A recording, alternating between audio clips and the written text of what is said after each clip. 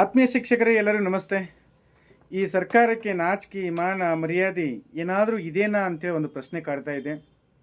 ಮೊನ್ನೆ supreme court ಒಂದು ಪ್ರಮುಖವಾಗಿರ್ತಕ್ಕಂಥ ತೀರ್ಪನ್ನು ಕೊಟ್ಟಿತ್ತು. ಸೊ ಈ ವಿಚಾರವಾಗಿ ಎಲ್ಲ ಸೇವಾನಿರತ ಶಿಕ್ಷಕರಿಗೆ TET ಕಂಪಲ್ಸರಿ ಅಂತೇಳಿ ಮಾಡಿತ್ತು. 2009 RT ಆ್ಯಕ್ಟ್ ನಿಯಮದ ಪ್ರಕಾರ ಸೇವೆ ನಿರತ ಶಿಕ್ಷಕರಿಗೆ ತಮ್ಮ ಕೌಶಲ್ಯ ಅಭಿವೃದ್ಧಿಯನ್ನು ಅಂದರೆ ಸ್ಕಿಲ್ಲನ್ನು, ಬೋಧನಾ ವಿಧಾನಗಳನ್ನು ಮತ್ತು ತಮ್ಮ ಸಾಮರ್ಥ್ಯವನ್ನು ಹೆಚ್ಚಿಸಿಕೊಳ್ಳಲಿಕ್ಕೆ ದೇಶದಾದ್ಯಂತ ಏನು ಪಾತ್ರ ಈ ಒಂದು ಎಲ್ಲರಿಗೂ ಅಪ್ಲೈ ಆಗಲಿ ಅನ್ನುವಂಥ ಕಾರಣಕ್ಕಾಗಿ ಮೊನ್ನೆ ಸುಪ್ರೀಂ ಕೋರ್ಟ್ ಒಂದು ಪ್ರಮುಖವಾಗಿರ್ತಕ್ಕಂಥ ತೀರ್ಪನ್ನು ನೀಡಿತ್ತು. ಇದನ್ನು ಪ್ರಶ್ನೆ ಮಾಡಿ ಸಾಕಷ್ಟು ಶಿಕ್ಷಕರ ಸಂಘಟನೆಗಳು ಏನು ಪಾತ್ರ ಅದಕ್ಕೆ ಮೇಲ್ಮನವಿಯನ್ನು ಸಲ್ಲಿಸಿತ್ತು. ಅದು ಏನು ಪಾತ್ರ ರಿಜೆಕ್ಟ್ ಆಯಿತು. ಇನ್ನಷ್ಟೇ ಏನು ಪಾತ್ರ ಅದು ಪ್ರಮುಖವಾಗಿ ಆದೇಶ ಬರಬೇಕು. ಸ್ನೇಹಿತರೆ, ಎಷ್ಟು ನಾಚಿಕೆಗೇಡಿನ ಸಂಗತಿ ಇಂಥ ಒಂದು ವ್ಯವಸ್ಥೆ ಪ್ರಾಮಾಣಿಕರಿಗೆ ಅಥವಾ ಈ ನಿಷ್ಠರಿಗೆ ಅಥವಾ ಈ ಸ್ವಾಭಿಮಾನದಿಂದ ಬದುಕ್ತಕ್ಕಂಥವ್ರಿಗೆ ಇದು ಕಾಲ ಅಲ್ಲ. ಯಾಕಂತಂದರೆ ಎಷ್ಟೋ ಅಭ್ಯರ್ಥಿಗಳು ಆಸ್ಪಿರೆಂಟು ಸುಮಾರು 3-4 ಲಕ್ಷ ಅಭ್ಯರ್ಥಿಗಳು 10 ವರ್ಷಗಳಿಂದ ನಾವು ಶಿಕ್ಷಕರಾಗಬೇಕು ಅಂತೇಳಿ ಕನಸನ್ನು ಇಟ್ಕೊಂಡು ಕುಳಿತಿದ್ದಾರೆ. ಆದರೆ ಇಲ್ಲಿರ್ತಕ್ಕಂಥ ವ್ಯವಸ್ಥೆ ಎಂಥವ್ರು ಶಿಕ್ಷಕರಾಗಿದ್ದಾರೆ ಅಂತಂದರೆ ಓದಲಿಕ್ಕೆ ಬರೀಲಿಕ್ಕೆ ಒಂದು ಲೆಟ್ರ್ ಹಾಕಲಿಕ್ಕೆ ಬರದೇ ಇರ್ತಕ್ಕಂಥವ್ರು ಏನು ಪಾತ್ರ ಇವತ್ತು ಶಿಕ್ಷಕರಾಗಿದ್ದಾರೆ. ಇವ್ರನ್ನೆಲ್ಲ ದೃಷ್ಟಿಯಲ್ಲಿ ಇಟ್ಕೊಂಡು ಸುಪ್ರೀಂ ಕೋರ್ಟು ಎಲ್ರಿಗೂ ಏನು ಪಾತ್ರ TET ಕಂಪಲ್ಸರಿ ಮಾಡಿಕೊಳ್ಳಿ, ನಿಮ್ಮ ವೃತ್ತಿ ಸಾಮರ್ಥ್ಯವನ್ನು ಹೆಚ್ಚಿಸಿಕೊಳ್ಳಿ ಅಂತೇಳಿ ಒಂದು ಆದೇಶ ಮಾಡಿದರೆ ರಾಜ್ಯ ಸರ್ಕಾರ ಅದನ್ನು ಧಿಕ್ಕರಿಸಿ ಯಾರೋ ಒತ್ತಡಕ್ಕೆ ಮಣಿದು ಅದನ್ನೇನು ಪಾತ್ರ ಒಂದು ಐತಿಹಾಸಿಕ ತೀರ್ಮಾನ ಅಂತೇಳಿ ಮತ್ತು ಅದಕ್ಕೊಂದು ಬೇರೆ ಕೇಳು ಐತಿಹಾಸಿಕ ತೀರ್ಮಾನ ಅಂತೇಳಿ ಈಗಿರ್ತಕ್ಕಂಥ 1,60,000 ಶಿಕ್ಷಕರನ್ನು ಬಚಾವ್ ಮಾಡಲಿಕ್ಕೆ ಈ ಒಂದು ಪ್ಲ್ಯಾನನ್ನು ಮಾಡಿರ್ತಕ್ಕಂಥದ್ದು.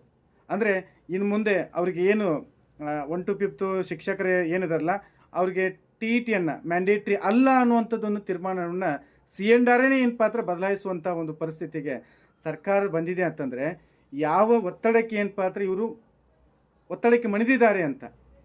ಸೊ ನೋಡಿ, ವೋಟ್ ಬ್ಯಾಂಕ್ ಆಸೆಗೋಸ್ಕರ, ತಮ್ಮ ರಾಜಕೀಯ ಬೇಳೆ ಬೇಯಿಸಿಕೆಗೋಸ್ಕರ ಎಂಥ ನೀಚ ವ್ಯವಸ್ಥೆಯಲ್ಲಿ ನಾವು ಇದ್ದೀವಿ ಅಂತೇಳಿ. ಈ ದೇಶದಲ್ಲಿ ಕಾನೂನು ಮಾಡೋರು ಅವರೇ, ಕಾನೂನನ್ನು ಉಲ್ಲಂಘನೆ ಮಾಡೋರು ಅವರೇ, ರಾಜಕಾರಣಿಗಳು, ಲುಚ್ಚ ಲಪಂಗರೆಲ್ಲ ಇವರು. ಎಷ್ಟು ಆಸ್ಪಿರೆಂಟು ಶಿಕ್ಷಕರಾಗಬೇಕಂತೇಳಿ ಕಾಯ್ಕೊಂಡು ಕುಳಿತಿದ್ದಾರೆ. ಅಂಥವ್ರಿಗೆ ಅವಕಾಶ ಸಿಗಲಿ. ಈ ದೇಶದ ವ್ಯವಸ್ಥೆ ಒಳಗೆ ಇಷ್ಟು ಸರ್ಕಾರಿ ಶಾಲೆಗಳು ಮುಚ್ಚಲಿಕ್ಕೆ ಕಾರಣ ಇದು ಒಂದು ಸಹ ಕೌಶಲ್ಯ ಇಲ್ಲ, ಒಂದು ಮಕ್ಕಳಿಗೆ ಏನಪ್ಪ ಬೋಧಿಸ್ತಕ್ಕಂಥ ಒಂದು ಸಾಮರ್ಥ್ಯ ಇಲ್ಲ. ಇಂಥ ವ್ಯವಸ್ಥೆಯೊಳಗೆ ನಾವೆಲ್ಲ ಇದ್ದೀವಲ್ಲ. ಸೊ ಭಾಳ ನಾಚಿಕೆಗೇಡಿನ ಸಂಗತಿ ಇದು.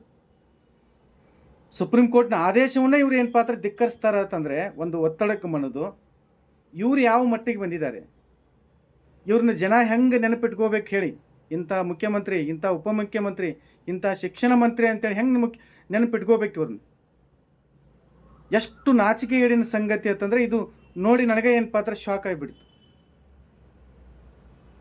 ಸುಪ್ರೀಂ ಕೋರ್ಟ್ ಮೇಲ್ಮನೆಯ ಅರ್ಜಿಯನ್ನು ತಿರಸ್ಕಾರ ಮಾಡಿ ಇಲ್ಲ ಇದು ಕಂಪಲ್ಸರಿ ಆಗಲೇಬೇಕು, ಇದು ದೇಶವನ್ನು ಸುಧಾರಣೆ ಮಾಡ್ತಕ್ಕಂಥವ್ರು ಶಿಕ್ಷಕರು, ನಿರ್ಮಾತೃ ಅಂತೇಳಿ ನಾವು ಕರಿತೀವಿ ಶಿಕ್ಷಕರನ್ನು.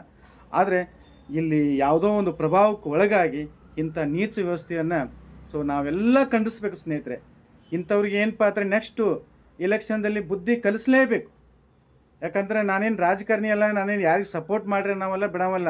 ಬಟ್ ಎಂಥ ಡಿಸಿಷನ್ ರೀ ಇದು ಇವತ್ತು. ಇದನ್ನು ನೋಡ್ರೆ ನಮಗೆ ತುಂಬ ಏನು ಪಾತ್ರ ಬೇಸರದ ಸಂಗತಿ, ನಾಚಿಕೆ ಆಗುತ್ತೆ ನಮಗೆ.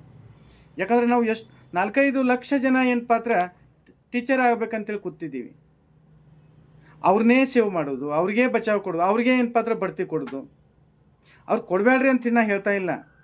ಆದರೆ ಒಂದು ಸಿಸ್ಟಮಲ್ಲಿ ಈ ರೀತಿ ಆಗಬೇಕು. RT ಆ್ಯಕ್ಟ್ ಏನು ಹೇಳುತ್ತೆ?